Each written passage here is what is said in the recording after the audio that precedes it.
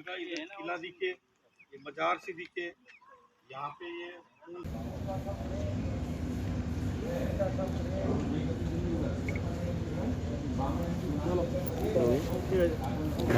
हो गया।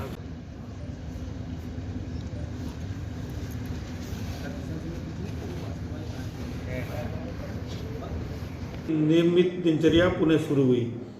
इसके बाद इन्होंने पुणे प्लानिंग की और हसमुद्दीन से एक नया व्यक्ति टुंडा नाम का व्यक्ति हायर किया गया और टुंडा से इसका सत्यम का संपर्क कराया गया। सत्यम और टुंडा ने मिलकर के कल सुबह 3 बजे ये उठे, उसका पीछा किया अनिल गुप्ता का, और वहाँ जो शेरगढ़ किले की तरफ रास्ता मुड़ता है वहाँ एक पुलिया के पास में पहले से जाके इन्होंने मोर्चा ले लिया और अपनी उपस्थिति छिपा दी। जो ही अनिल गुप्ता पुलिया के पास से गुजरे तो पीछे से आकर के इन्होंने उनकी आंखों में मिर्ची झोंक दी और एक बल्लम से उनके शरीर पर बेरहमी से प्रहार किया, जिससे उनकी मृत्यु हो गई।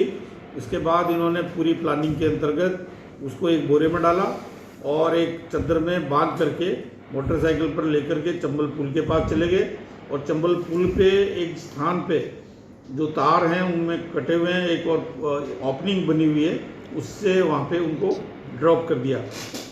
इस पूरे घटनाक्रम में अभी तक के अनुसंधान से सत्यम गुप्ता, सुनील गुप्ता, हसमुद्दीन, मुबीन और टुंडा क्रिमिनल कॉन्स्पिरेसी और मर्डर के अपराध के दोषी पाए गए हैं।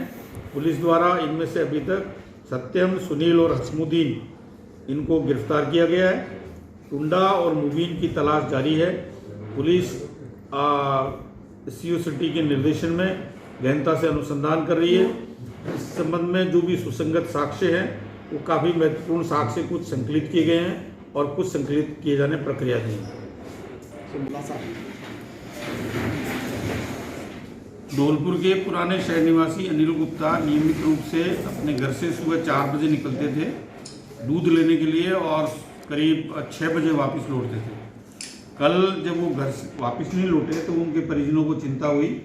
उन्होंने तलाश की तो उनका कोई अता पता नहीं लगा।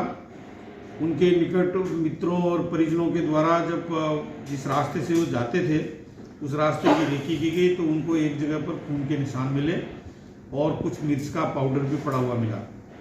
कोई अनहोनी की आशंका उनको नजर आई। इस संबंध में उनके द्वारा पुलिस को सूचना दी गई। पुलिस के डिप्टी एसपी और एसएचओ कोतवाली द्वारा जब मौका निरीक्षण किया गया तो उनको ये लगा कि वास्तव में कोई ऐसा घटनाक्रम हुआ है, क्योंकि वहाँ खून के निशान थे और मिर्ची पड़ी हुई थी और आगे दूसरे चंबल तक का जो रास्ता रेकी किया गया वहाँ चंबल पर भी एक स्थान पर खून के निशान मिले। ऐसा लग रहा था कि किसी व्यक्ति के साथ में कोई बड़ा हादसा हुआ है।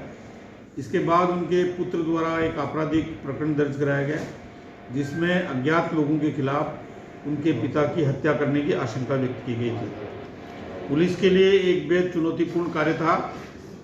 सुबह का समय था 4 बजे, जब कोई व्यक्ति होता नहीं है और जिस स्थान पर यह घटना घटित हुई थी वो बिल्कुल निर्जन है और भीड़ों के बीच में है। ऐसे में वहाँ कोई चश्मदीद गवाह या अन्य साक्ष्य होने की भी संभावना नहीं थी। इसके बावजूद पुलिस ने इस चुनौती को स्वीकार किया, तकनीकी साक्ष्य संकलित किए, उनके परिजनों के बारे में भी सूचना एकत्रित की।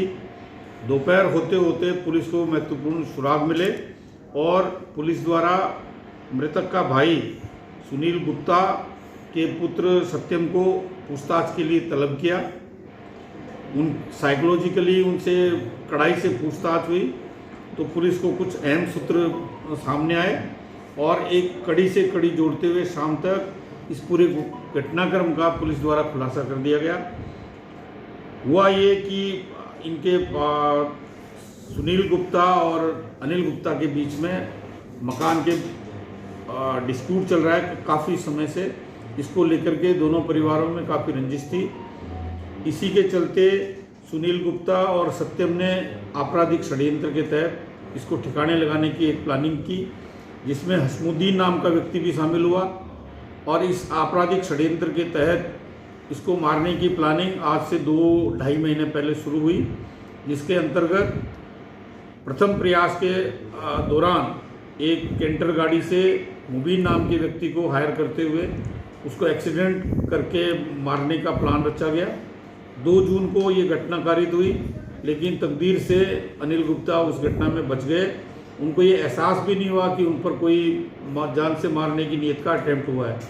इलाज लेने के कुछ समय तक उन्होंने अपना जो मॉर्निंग वॉक वाला कार्यक्रम था वो स्थगित रखा।